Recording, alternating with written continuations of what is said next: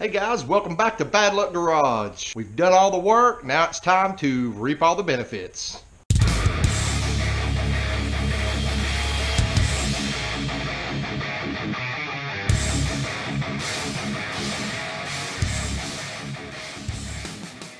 Yeah, so that figures. I finally get SteppinWolf back together and want to do a video for you guys, and this is what I get. Coming down pretty good. Okay guys, so the snow stopped and I decided to take SteppinWolf for a ride. Well, when I backed it out, look what I found. Don't know if you guys can see that. That is a huge puddle of gasoline right underneath where my regulator and filter go. So I come out here, roll the bed cover back, and you guys see it dripping? Looks like it's dripping from around the filter. Not sure if it's the filter or the fitting itself, but went and grabbed some wrenches, so we're gonna see if we can't tighten that up real quick. All right guys, I'm gonna be dead honest with you. When I saw where that drip was coming from, the first thing that popped in my mind was the eBay regulator just let go. But it would seem that's not the case. So here is what actually happened, guys. I don't know if you can see this. This is the Summit filter. I think it's a 35 or 40 micron filter. It's a two-piece design. I don't know if you can see it, but there's an O-ring that goes around this. Look at all the cracks in that O-ring. Huh. That's where it was leaking from, guys. It was leaking from around where the end piece goes into this filter here. So here I am worried about the cheap ass eBay regulator, and turns out the problem is the Summit brand filter. I'm gonna go in here and see if I've got another O-ring that I can put in here. Well, here's the deal, guys. I have an O-ring kit. You know, it's just a Harbor Freight O-ring kit, but I do have one. Unfortunately, a lot of my stuff I've taken to John's, and I forget to get it back. So I'm about 99.9% sure my O-ring kit is up at John's house. John is currently at work, so can't really go up there and get that right now. What I was gonna do is I had to run around pay some bills, so I was gonna do it in SteppinWolf today. But you know, I tried to make, I had like a couple O-rings that weren't really the right size. I tried to make them work anyway, but as you guys can see, it's still dripping. So good news is, going on what, 9 months now, that cheap ass eBay regulator is still doing great. Bad news is the Summit filter is leaking. So, oh well. Something else I wanted to mention too is I actually had a conversation on the Sloppy Public page with a guy the other day. We were talking about these eBay regulators, and he brought up an interesting point. The longevity of this thing's really going to be determined by the material that the diaphragm's made out of. And you know, this is actually kind of reaffirming this, because that Summit filter, it came with just a regular rubber O-ring. It's been on here for, well, 9-10 months, the same amount of time that the regulator's been on here, and the rubber O-ring inside it, you know, has already rotted. So I don't know if that's from the ethanol content in the fuel or what, but it's just something to, you know, to look at going forward. I'm not sure how long it's going to take for that ethanol to start playing games with the eBay regulator, because I'm pretty sure the diaphragm in it is made out of rubber as well. As of right now, we're not having any problems with it, and I'm looking at it like this. I paid $35 for that regulator, and it's been going strong for you know, in a couple more months it'll be a year that it's been going strong. So you know, when you look at the cost of that compared to say a name brand regulator that you might pay $200 for, something like that, I mean, and even the name brand regulator, you know, you're going to have to rebuild it and replace parts periodically, especially if you're running E85 or something like that. I still say it's the best deal out there, guys. I mean, you could, even if you had to buy a new one of these every year, it would take you 4 or 5 years before you would get to the price of your first name brand regulator before having to rebuild it. So I don't know, Just a little thought I had there. To be honest, I'm kind of glad this happened, because I've been smelling fuel the whole time I've had SteppinWolf in here, and I always smell a little bit of fuel if I put SteppinWolf in the garage, and that's just permeation from the ethanol with, you know, the fuel lines that I used. I'm wanting to switch them out for what is it, PTFE or whatever, you know, the plastic, you know, the ethanol resistant lines. I'm wanting to swap them out, but initially I used stainless steel braided rubber lines, and the smell of the ethanol kind of permeates that rubber a little bit. So I did notice that the smell was stronger than usual. I just really didn't pay attention to it because I'm used to smelling it. But I'm glad we did figure out that we were leaking back there, because if weather is permitting, we're still planning on going to the drag strip this weekend. So obviously I can't be leaking anything on the track. I mean, that's, you know, that's just not good sport, guys. Okay, well, that sucks, but I've got bills to pay, guys. What I really wanted to do today is I wanted to just kind of ride around, pay bills, but at the same time, you know, now that we've got everything tightened up and, you know, tidied up, I should say, I was going to play with the boost controller a little bit more and see if I was actually going to be able to get my 10, 11, or 12 pounds of boost on high boost that I'm aiming for. I've already talked to John through text, so when he gets home, he's going to bring my O-ring kit over. Now, the only issue with that is the O-ring kit that I have at his house, it's rubber O-rings too. So now in the back of my mind, I'm thinking, you know, am I going to have to deal with this again in 9 more months? I don't know. I guess we'll just see. Or what I might do is, you know, when I get paid again, you know, you can go to Harbor Freight and you can buy the nitrile O-ring kits. They're a little bit more expensive, but I may go that route. Just buy one of those and swap all that stuff out, just so we don't have to worry about it, or at least so we don't have to worry about it as soon. Also, while we're at the post office, I guess I'll check my P.O. box for the first time. I had a couple people that were wanting to send me decals for their, well, one of them was wanting to send me a decal for, you know, their YouTube channel, probably wanting a shout out, which that's fine, guys. I mean, I can do shout outs. I usually just shout out channels that have helped me out or whatever, but you know, I mean, I don't really feel like I'm big enough to do shout outs yet, but if you think it'll help you, by all means, you know, send me a decal. I'll shout you out.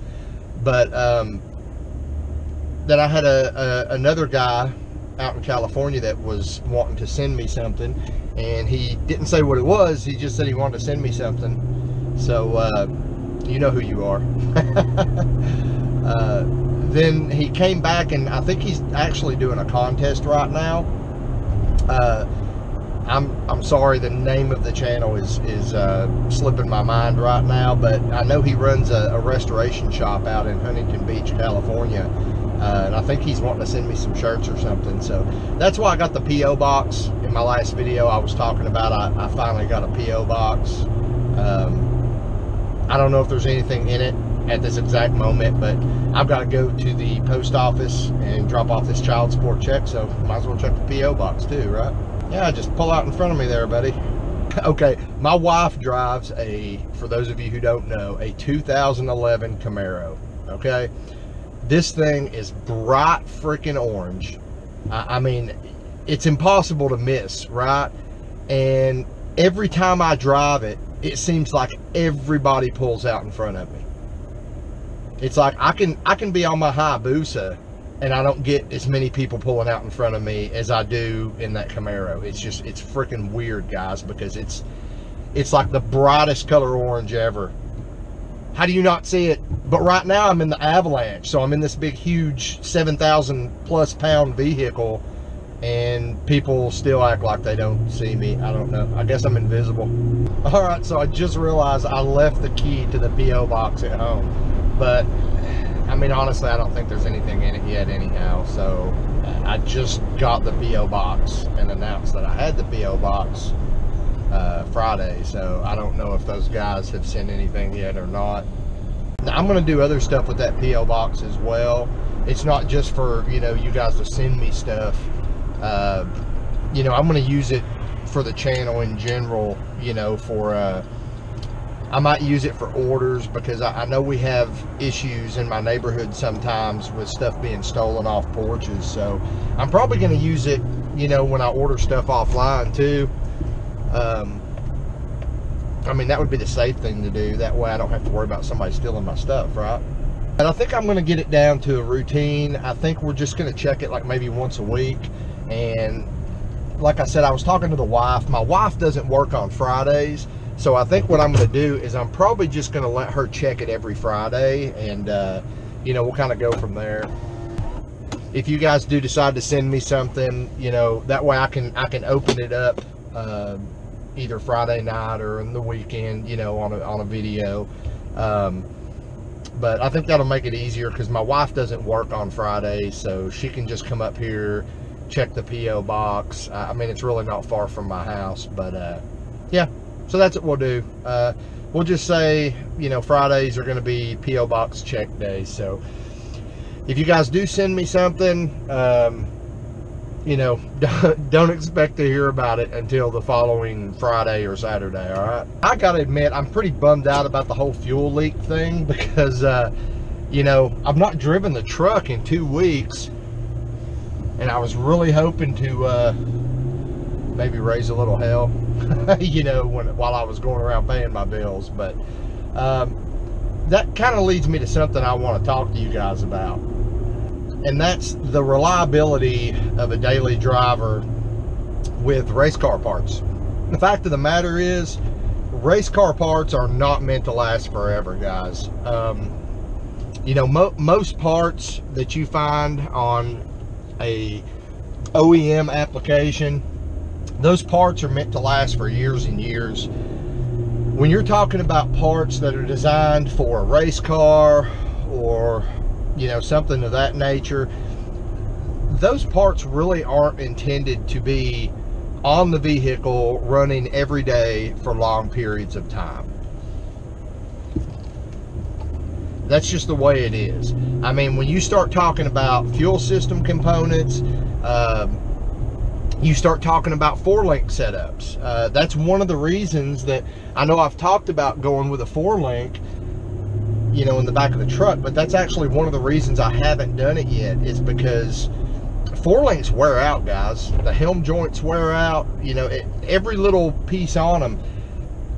It's not bad if you're just racing it on weekends, but when you're driving a vehicle every single day, those parts, believe it or not, while they are designed to be heavy duty and to put up with a lot of force being exerted on them, they are actually not intended for constant use. As a result, those parts are going to wear out a lot more quickly than a factory part. I'm using the 4-link as an example. I mean, you take a set of leaf springs and leaf spring bushings, and you know, those things will go 40 years, guys. I mean, but you put a 4-link in a vehicle and you drive that vehicle every day, and probably not even a year. I mean, depending on the mileage you put on it. I mean, if you're putting 2,000 miles a year on a vehicle, that's not a real daily driver, okay? So you guys are like, no, I've been daily driving my shit for like 4 years, man. I put a whole 1,500 miles on it, and I ain't had to replace shit. Yeah, you're full of shit. That's not a daily driver, guys. When I say daily driver, I'm talking about something that, you know, you're putting hundreds of miles a month on at least. Well, maybe not hundreds of miles a month, but I mean, you get the point. I mean, factory warranties are set up around 12,000 miles a year. So, you know, if you're putting 2,000 miles a year on a vehicle, that's not really a daily driver. Now, the exception to that would be if you're like me and you have a company vehicle that you drive every day. My daily drivers don't get a lot of mileage on them. I mean, I might not even put 100 miles a month on some of my vehicles, but that's because, dang crow, it's because I have a company vehicle that I drive every day. So, you know, if I'm going around running errands or something and it's on a work day, generally I just do it while I'm working. So that being said, I still don't expect race parts to last forever. And while we're on that subject, I was talking about in the last video how people keep asking me about updates. Hey, how's that regulator doing? How are those decap fuel injectors doing? The decap fuel injectors would actually be an exception to the rule because they're not really race parts. I mean, they're factory injectors. They're meant to go for a long period of time. So that's actually another benefit of using decapped injectors over using an aftermarket injector, is you're still getting OEM quality, just with a lot more flow. But back on this whole, race parts thing, to be honest, I'm really impressed with this eBay regulator, because I did not actually, when I put it on, I didn't expect it to last as long as it has. Now, if I was driving the vehicle more, I don't know if it would have lasted this long or not. To be honest, if I was driving the vehicle more, that regulator may have already crapped out on me by now. But I'll say this, I've had Aeromotive regulators that crapped out on me after 3 months. So, and I had to buy the whole rebuild kit, the diaphragm tore on them. So, apples to apples, again, I'm really impressed with some of the parts that I've bought off eBay. All right, John, where are you? Yay, John's here. Your O-rings. So everybody giving me shit over the eBay regulator, and turns out the Summit filter goes out. Nice. Hey, you still got the happy gas back here. Oh yeah, it's still back here. Oh yeah. Hi guys. You know what? I don't even know if there's going to be one in here that's going to work. They're thicker. Mm-hmm. Yes, yes, ladies. Thicker doesn't always mean better. Unfortunately, this O-ring is too thin, so guess we're going to AutoZone to try to find an O-ring. Want to go try Performance Products? They're fixing to close. I thought they opened until 6. I don't know. Oh. I can tell you the filter I won't order again. That'll be that same Summit filter. Hey, check it out. No more death fumes. I know, man. This thing just rides so smooth. If it wasn't for the busted window over here, I put a new one in this side. yeah. We've not seen this car in a while, guys. I replaced this window, and next weekend I'll replace that window. And change the wheels. And I did put new wheels on it. So you'll have to deal with a rattle as we're driving and talking. It feels a little bit more peppy too now. Listen to that awesome search for power. Awesome search for power. This thing is so comfortable, man. It's like driving a couch. It's all laid back. Don't lean too far back, it'll flip over. I hope you still not mounted the seats. Nah. Riding around in Project 54, looking for some strange O-ring. This thing was never put together to be a show car or anything. It's just a. Oh, dude, this is such a show car. Oh no. This is a scare women and little children kind of vehicle. You're kind of scaring me right now. I never said it was safe. This thing's sketchy as hell. Come to think of that, I had a conversation this weekend with my daughter, Emily. She said that she has lost interest in this project, which A, hurt my feelings, but more so, it pissed me off. Because I've spent the past 2 years building this car. Yeah. With money that I had set aside for something else, but she came to me and was like, Daddy, I want to build this project with you. I'm like, okay, not a problem. So now we've decided that we're going to move from this car to a 54 Chevy pickup truck. Uh-huh. So, here pretty soon, if any of you guys are looking for a project car that runs and drives, has got new wiring and everything, Project 54 is probably going to be going up for sale. Hey, isn't that one of those Hellcats? Nah, dude, that's a Scat Pack. Scat Pack. Yeah. Isn't that what they call bear crap? Scat? Yeah. Can you turn this thing here in the parking lot? Oh, God. Oh, what is that? What is that? It's the big ass tires rubbing the fender a little bit. We got this. We got this. Oh, yeah. Okay. All right. We're good. We're good. We're good. We've made it. We've come out the other side of this. Oh, that's great. Oh shit. Go, go, go, go, go! She's kind of peppy for a chunky girl. Dude, honestly, this engine feels like it moves this car better than it used to move my truck. Really? Yeah. Of course, you've got a little more gear in it too. Guys online might know this. It can educate me and Robert. This rear end is out of a 91 two-wheel drive S10 with a 2.8 and 5-speed. If you know right off the top of your head what the factory gear ratio was in this rear end, I'd appreciate it greatly. I don't see anything spraying yet. Oh, it took a few minutes before, dude. Oh, really? Yeah. Like it sat here for a good 2 or 3 minutes the last time, and then it just started to drip. Well, cycle the key one more time because you're only up to like 30 psi. No, that gauge doesn't work right. Oh, really? You not watch the videos, dude? Only the ones I'm in. Drop right there on the ground. The O-ring that I just wasted $8 on still is not sealing properly.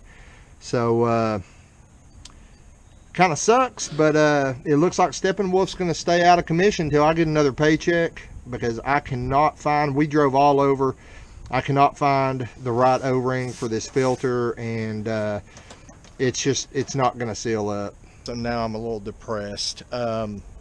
The fact of the matter is, I didn't even have that $8 to waste. I've got like $100 to go on for the next what, almost 2 weeks till I get paid again. So it's looking like SteppinWolf ain't going to the drag strip this weekend. The good news is, weather permitting, we are still going to be running the new project at the drag strip Friday though. So you know, still worth tuning into. We're going to talk about the new project, what all that entails. It's going to be just something for like your everyday guy, that type of project. Now, this is Bad Luck Garage, guys, so we try not to do stuff that is above a budget that, you know, most people could afford. That being said, don't fret for SteppinWolf, because we will get the truck running again. I mean, honestly, I could drive it, but it's dripping fuel, and it's only a matter of time before it starts gushing fuel again. And I'm not going to be that dickhead at the drag strip that knowingly takes his vehicle leaking to the drag strip and then ends up dumping fuel all over the place and causing the drag strip to shut down for an hour while they freaking clean it up. So when I get my next paycheck, you know, which, like I said, it's going to be about 2 weeks. Kind of sucks. That means it's going to be 2 weeks that I can't really take SteppinWolf to the drag strip, and it opens this weekend. God, that's killing me. It's killing me. John had actually brought the idea up of just, you know, taking the filter out of the equation and just screwing my feed line directly into the regulator.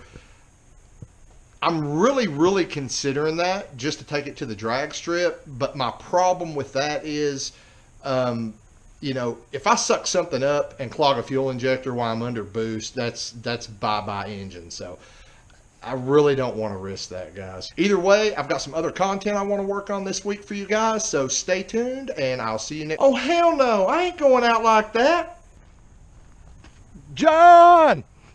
John? John? John? John?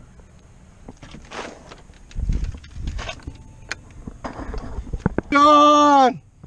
Your doorbell says "for come." John!